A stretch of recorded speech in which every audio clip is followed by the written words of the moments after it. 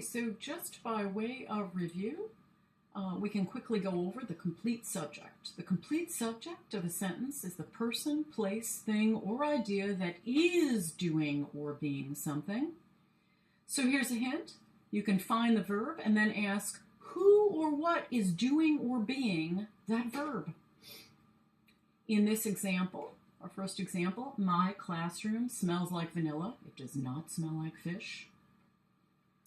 You can quickly identify the subject as my classroom. That is correct. So we'll put a single underline under my classroom. And then we'll move on to the simple subject. The simple subject is the complete subject stripped of all of the modifiers, any words that describe the subject, that support that subject. And in this case, when we're looking for the simple subject, we're usually looking for a noun, person, place, or thing. Now we have my beautiful classroom smells like vanilla. So we're basically looking for, again, the person, place, or thing that is doing or being something. So if we very quickly find the verb, which is smells, we ask, what or who is smelling? And that would be my beautiful classroom. But since we're going to strip away all the modifiers, anything that supports or describes our noun, our simple subject, we would be left with classroom. So in this case, we're just going to put a single line under classroom, and we're going to circle classroom because that's our simple subject, Actually, in this case, we would have underlined my beautiful classroom as the complete subject, and then we would have circled classroom as our simple subject. Now we can move on to the complete predicate. And you'll remember that the complete predicate of a sentence is the word or group of words that tells what the subject is doing or being. So in this case, we're looking for the verb and basically the rest of the sentence. So here we have my classroom, which we know is actually the complete subject. So we're going to put a single underline under that. And then we found the verb and we have smells like vanilla. So basically, we're going to put 2 lines beneath smells like vanilla, and that is our complete predicate. It's basically the rest of the sentence left over after we identify the complete subject.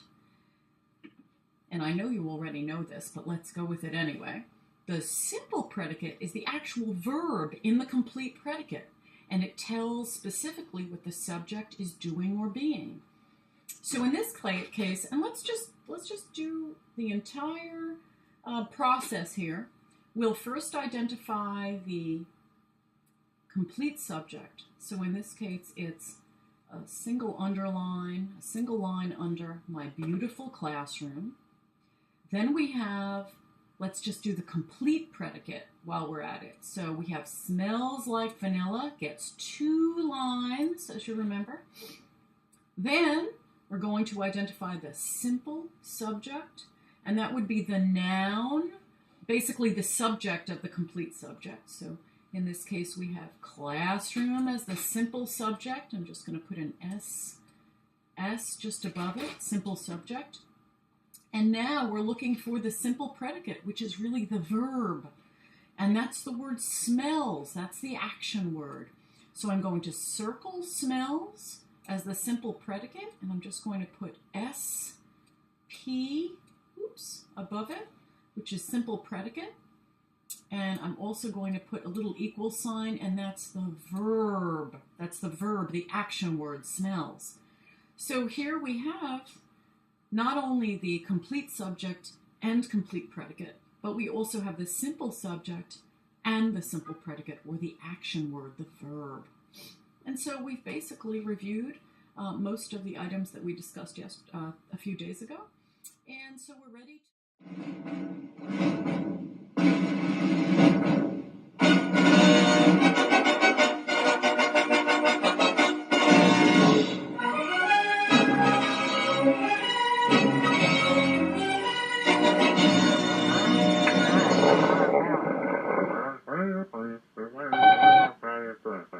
do you know about being hungry? Dear Tim and Moby, could you please explain what clauses are with some examples? Thank you, Ramya. Sure thing. A clause is any group of words that describes someone or something performing an action. In other words, a clause must contain a subject and a predicate. Oh, well, the subject is the person or thing performing the action of a sentence. Like in the sentence, Tim eats a tasty lunch. Since Tim is the one doing the eating, he's the subject of the sentence. The predicate is the verb and any supporting words that describe the action. So, in the same sentence, eats is the verb and eats a tasty lunch is the predicate. Right, Tim eats a tasty lunch is both a clause and a complete sentence. A complete sentence is any sentence that contains at least one independent clause, any clause that can stand on its own as a complete thought. Moby is a robot, and he never has to eat are both independent clauses because they can stand alone as sentences. They're also simple sentences since they're made up of single independent clauses. Simple sentences are useful for describing all kinds of situations, but can you imagine a story that only used short, simple sentences? Well, yeah, it would make sense, but it wouldn't flow very well. Using combinations of different clauses can make your sentences a lot more compelling. Because Moby is a robot is a dependent or subordinate clause because it can't stand alone as a sentence. It has a subject, Moby, and a predicate, is a robot, but it's not a sentence. It doesn't express a complete thought. Dependent clauses are sometimes called fragments since they're not full sentences. Anyway, to turn a dependent clause into a complete sentence, we need to join it with an independent clause. Any sentence made up of more than one independent clause is a complex sentence. Well, I'm not saying they're better than simple sentences, but a mix of simple and complex sentences generally makes for more interesting writing. That's why studying clauses is so important. You can use them as building blocks for all kinds of different sentence types. Well, for example, you can link up independent clauses with a semicolon. Or you can use special words to join the two clauses. Coordinating conjunctions like and, but, so, or yet can do the trick.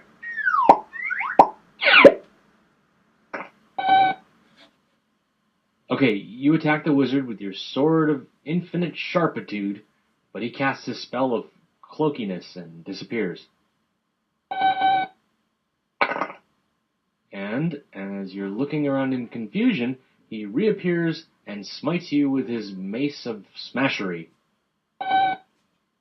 Aw, come on, don't leave. This is fun, isn't it? Oh, fine, we'll answer a letter instead. Dear Tim and Moby, what is a sentence fragment? From Gemma.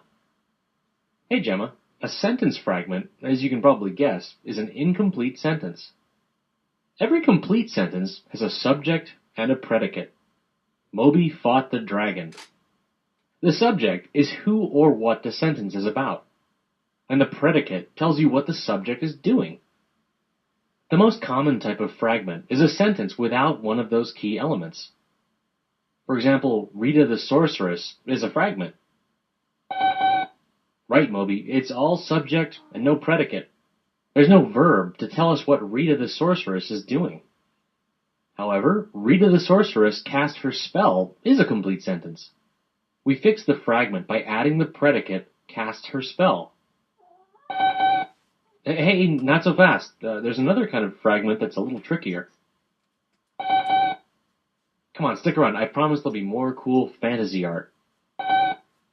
When you write an essay, your sentences vary in length, and sometimes they express more than one thought. Check out this sentence. When Rita the sorceress cast her spell, Moby turned into a newt. The part of the sentence before the comma is a dependent clause. Well, like a sentence, a clause includes a subject and a verb. Sometimes a clause can stand alone as a complete sentence, like Rita cast a spell. That's an independent clause. In the sentence above, Moby turned into a newt is an independent clause that can form a sentence by itself. But a dependent clause doesn't form a complete thought.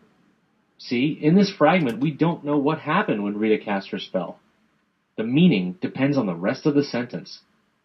A dependent clause has to modify an independent clause, like Moby turned into a newt. So when you see a dependent clause by itself, that's another type of sentence fragment. Oh, and just so you know, dependent clauses are also known as subordinate clauses. Well, there's a trick. A dependent clause usually starts with a subordinating conjunction. In this case, the subordinating conjunction is when. But there are plenty of others, including after, because, for, if, since, though, and while. Like, Cassie was happy because she got a new sword for her birthday. Or, after Moby became a newt, Cassie fought the orcs alone. Get it? Now roll again. You're up against an entire army of bugbears.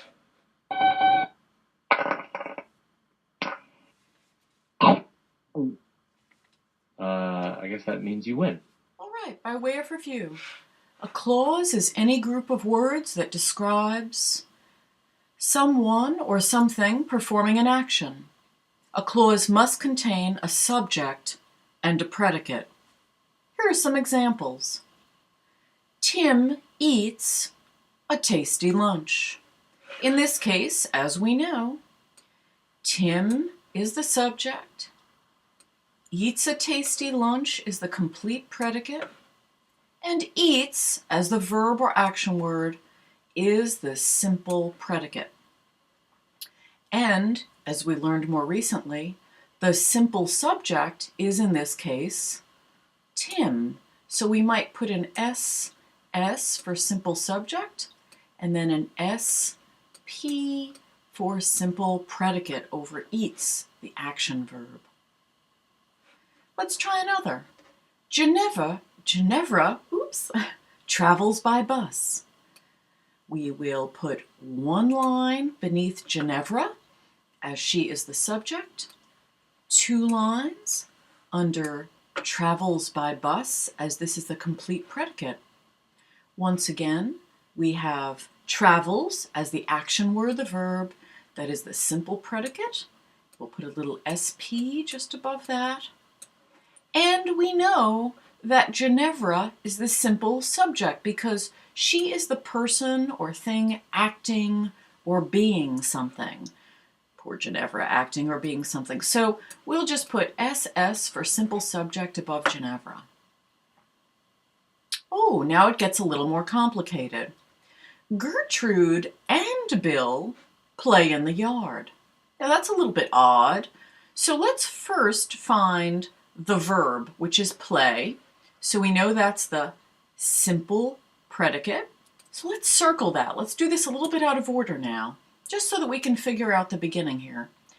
And then play in the yard would be the complete predicate, starting with the verb and then any words modifying that verb. And then we have Gertrude and Bill. Well, that's not a single subject. No, that's a compound subject. Compound meaning more than one, really 2 put together in this case, by the conjunction and, coordinating conjunction. So what we'll do in this case is we will put a single line beneath Gertrude and Bill, and what we'll do is we will put a COMP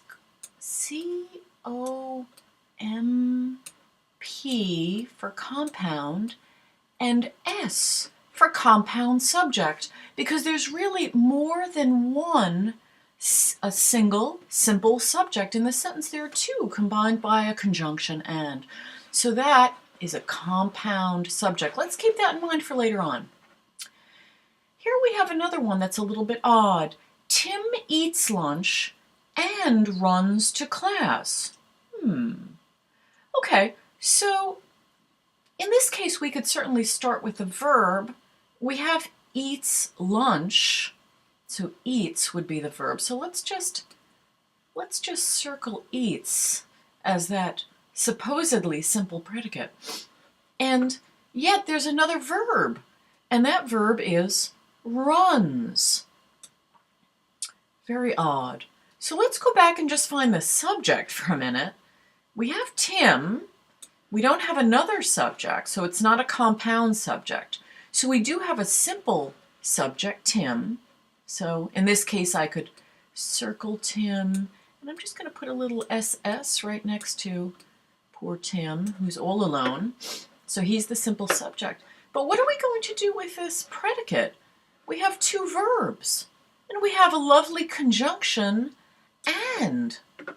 Well, in this case, we're still going to put two lines beneath the predicate, the complete predicate in this case, but this time we know that since there's more than one verb in the predicate, this is actually a compound, you guessed it, predicate.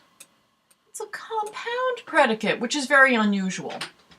Well, I mean unusual for us thus far, not unusual in language. So now we'll just move on to our last, and I think this is a bit of a repeat. Ginevra and Bertha walk in the park.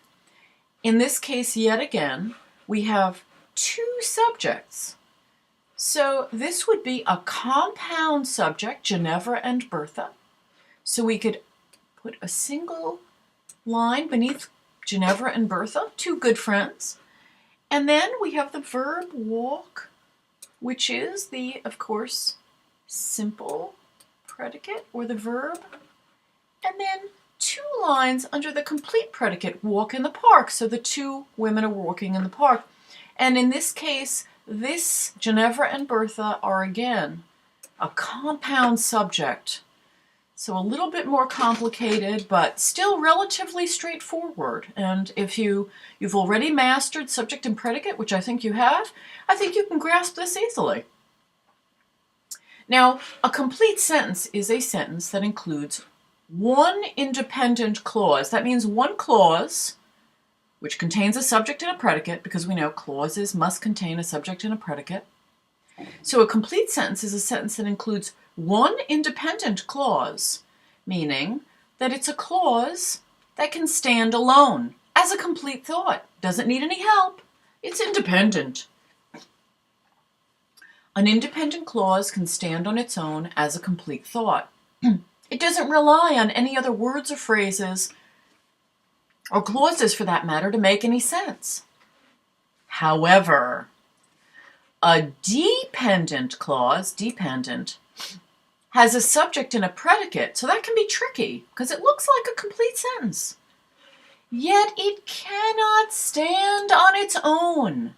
A dependent clause depends upon an independent clause, much stronger, much more courageous and independent, to make sense. Identify the independent clauses and the dependent clauses in the following sentences.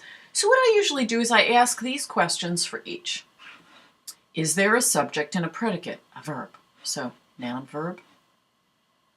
If so, it is a clause. So that's kind of cool. So we can immediately identify a clause. It has a subject and a predicate. Excellent. If not, it may be a phrase, and we'll learn more about phrases momentarily. If it is a clause, meaning it has a subject and a verb, our next question is, can it stand on its own as a complete thought? If so, it is an independent clause, very independent, standing on its own.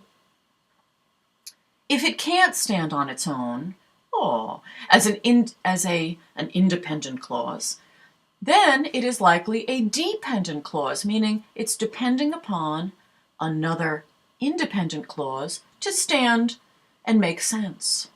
So here goes.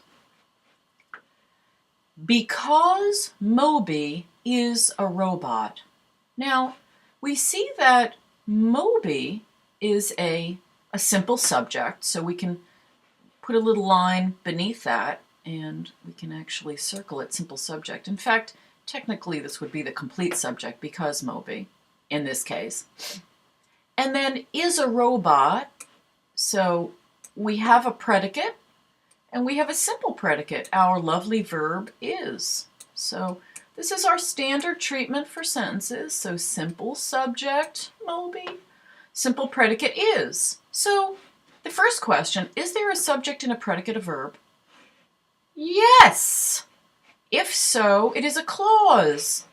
Excellent. So we do have a clause. That is great. Santa Claus. All right. So we have a clause. Excellent. Check. So, no, not a phrase. If it is a clause, can it stand on its own as a complete thought?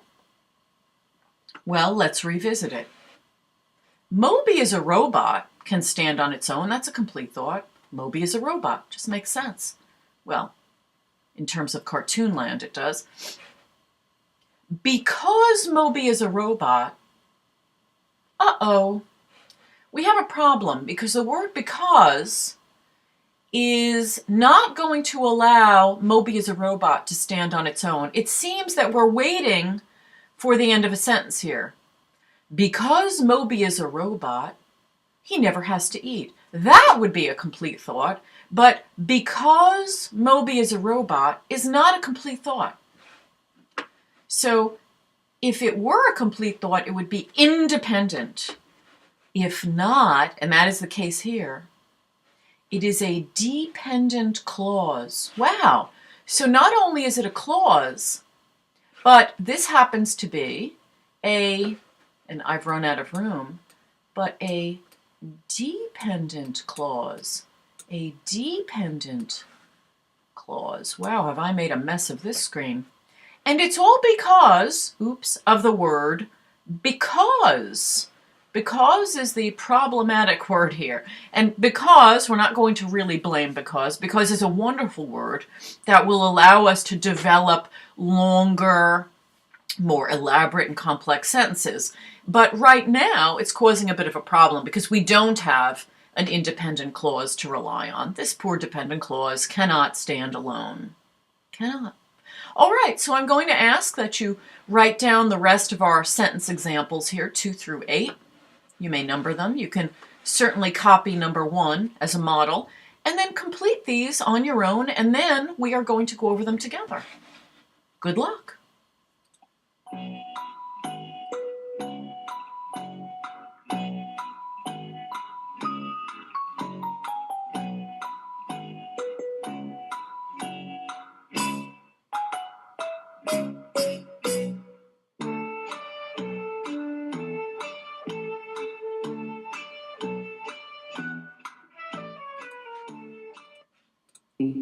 It is so very nice to see you here for extra help again.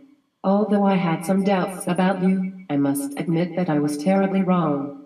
I should know better than to judge a book by its cover. Even a teacher can make mistakes. Billy. I understand Miss English and I accept your apology. I also make mistakes sometimes. In fact, I sometimes confuse independent and dependent clauses. I am attending this extra help session on a Tuesday afternoon because I need help with distinguishing dependent and independent clauses. I admit that I need assistance. Oh, Billy. That is wonderful. The first step to recovery is admitting that you have a problem with identifying independent clauses. You are not alone.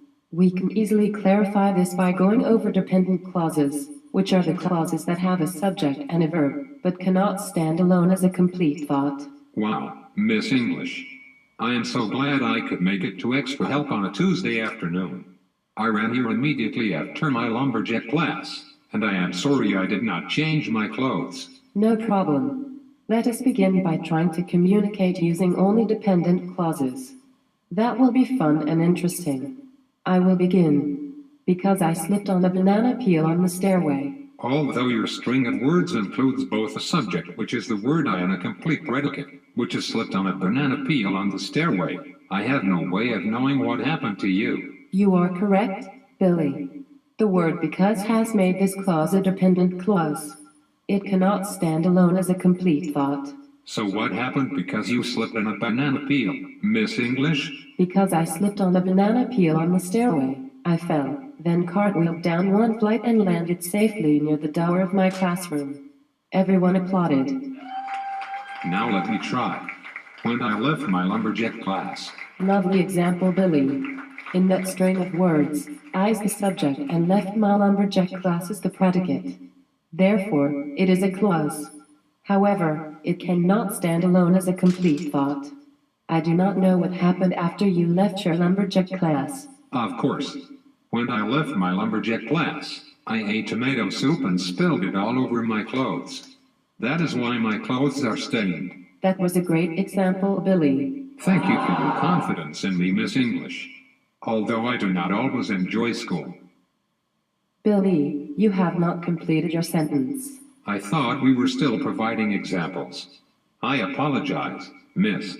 Although I do not always enjoy school, I really enjoy attending extra help on Tuesdays. While I am so glad you enjoy extra help sessions. Oh, I get it, Miss English. I am supposed to help you finish that dependent clause. Here I go. You were going to say that while I am so glad you enjoy extra help sessions, I wish you enjoyed school more. Am I right, Miss English? Once again, you are correct, Billy. You really know the difference between dependent and independent clauses. I am so very proud of you. Now, run along and play with your friends. Remember to remind everyone to review their class notes every night just in case there is a test or a short quiz. I will remind all of the other students in class. Be well, Miss English. Bye. Bye, Billy. Enjoy that wood carving class and be sure to wash the tomato soup stain out of your beautiful flannel shirt as well. Yo, Mrs. Smith. Hey, what's up? Hey, some of these kids may not know about clauses. Oh, yeah? Yeah, why don't you break it down for me? Alright. Cause that's independent. Yeah. That's self-sufficient. That can keep it I different. bet it can. It's on its own. Doesn't use because it's ortho. But it may use for and more, but yet you're so. That's fanboys. You could say I ran away, but you couldn't say because I ran away. So one equals a simple sentence, and if you add to it an and, you'll get a compound sentence. I said ooh, and that's good.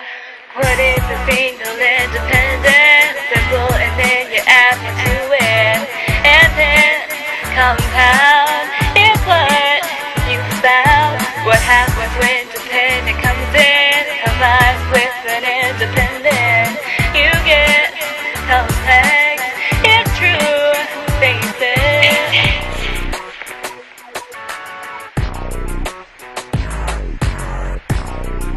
Dependent clause, you'll come across used as an adjective, adverb, or noun clause. It needs something more.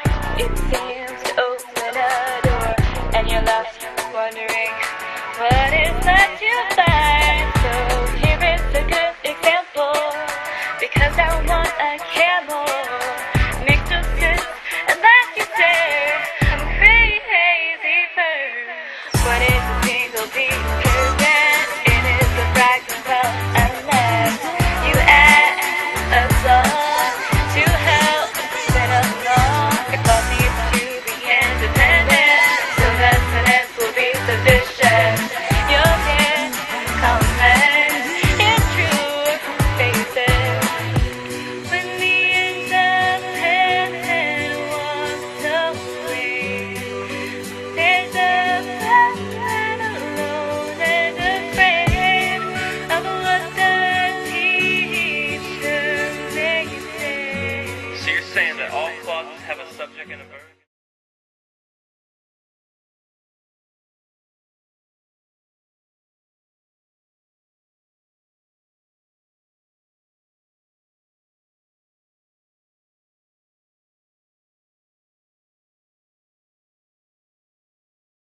There are important differences between phrases and clauses.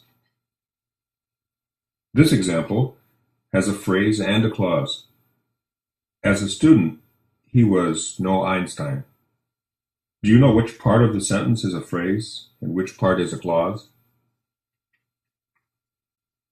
Many people refer to phrases as sentences, but a phrase is not a sentence because a phrase does not have both a subject and a verb.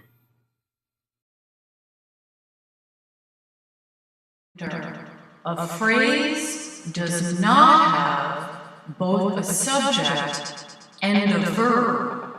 It may have one or the other, but not both.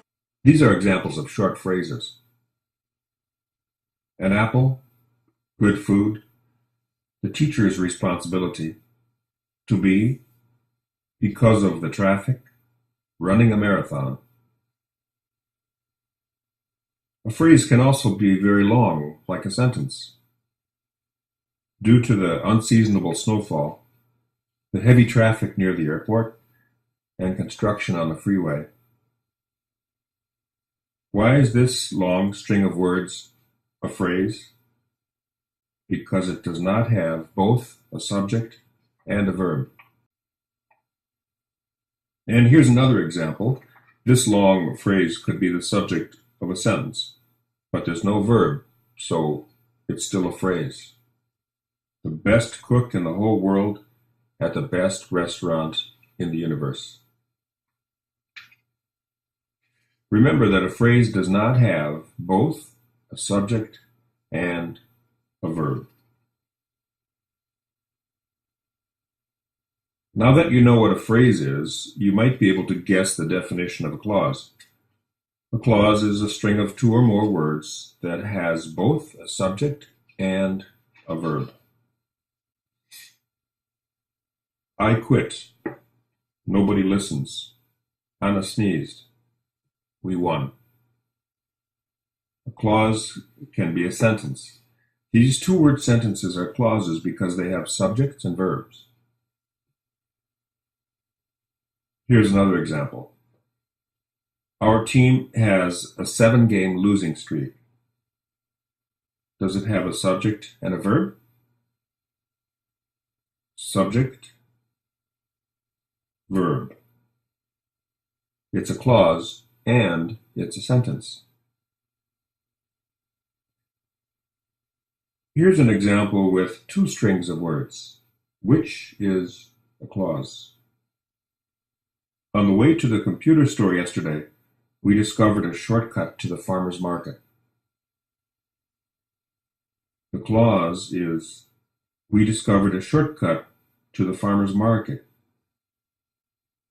On the way to the computer store yesterday is a phrase.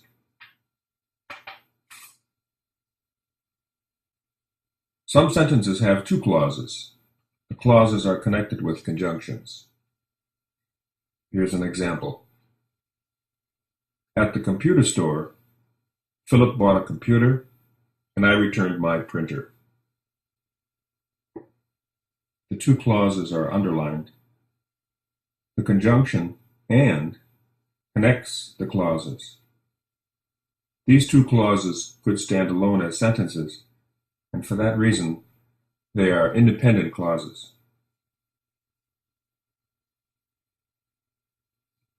The students could not turn in their assignments on time because they had no access to computers. This sentence has two clauses. Do the clauses have subjects and verbs? Subjects and verbs. The first clause is an independent clause, and the second clause is a dependent clause. The dependent clause has a subordinating conjunction because, so it cannot stand alone. The first clause can stand alone as a sentence by itself. Here's another example. The students won't perform well unless each of them has his own laptop. Here are the subjects And here are the verbs. The students won't perform well is the independent clause, and unless each of them has his own laptop is the dependent clause. Now maybe you can identify the phrase and the clause in this sentence.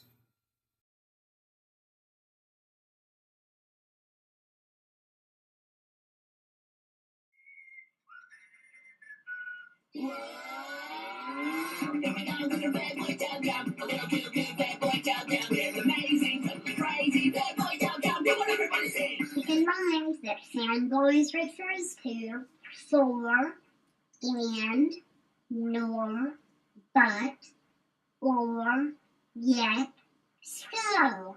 Fanboys! Fanboys!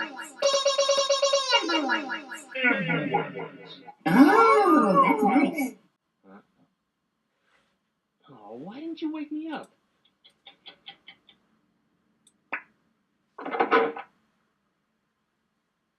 Man, detention. Why didn't you tell me that your alarm clock was malfunctioning? Dear Tim and Moby, could you make a movie about the different kinds of conjunctions? From Marie.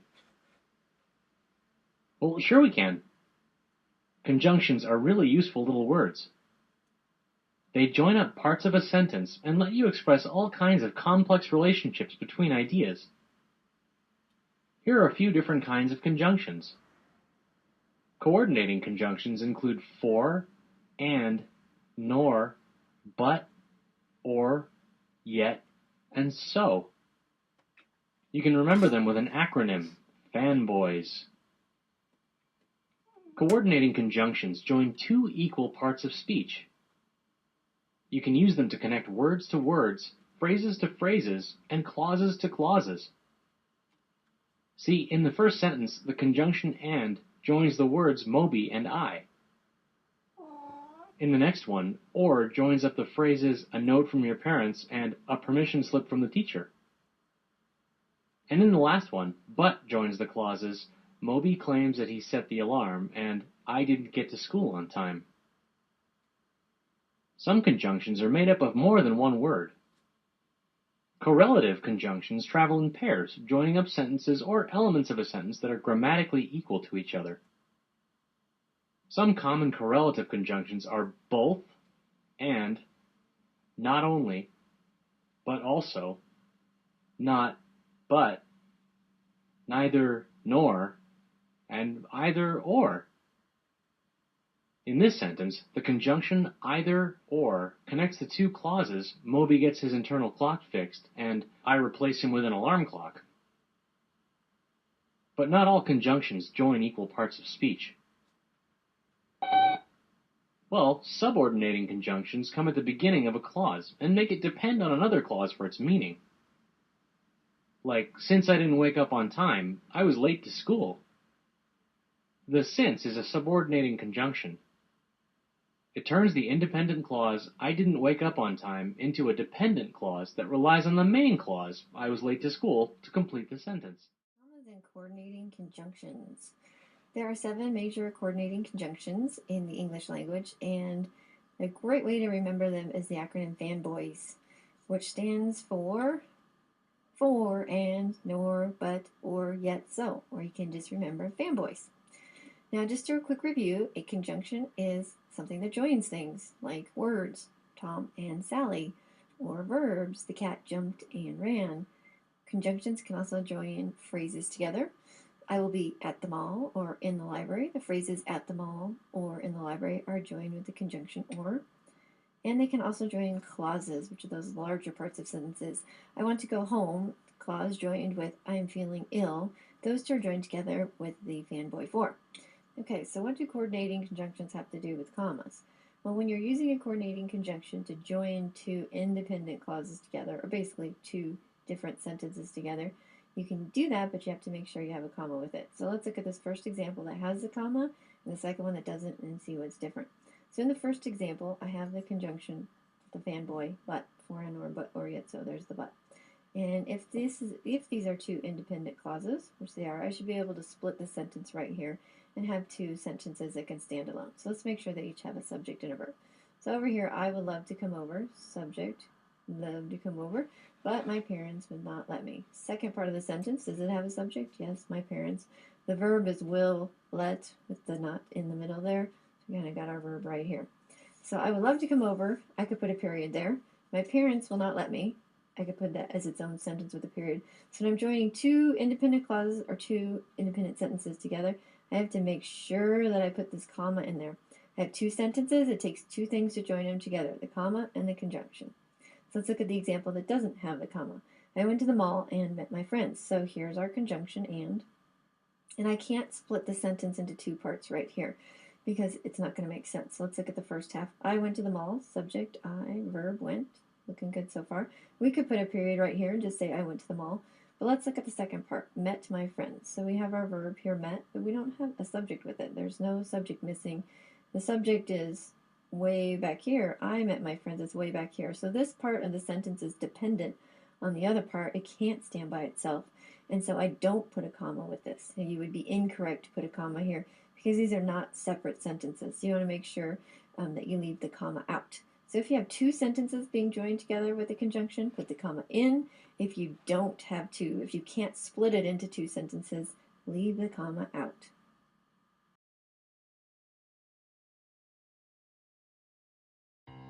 Let's get together, join our words as one.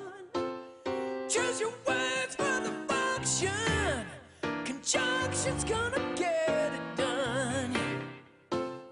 Yeah, if you're gonna join a word, a phrase, or clause today, may I interject? Hey, hey, I say use a conjunction for and or, but, or yet, so and more. Oh, let's bring it all together.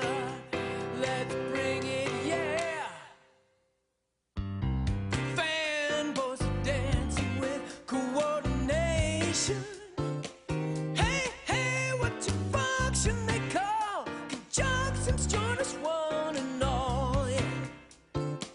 You take the letters of F, A, and B, O, S, and you'll see they form an acronym for remembering the main conjunctions. For and the fanboys sing, or yet, so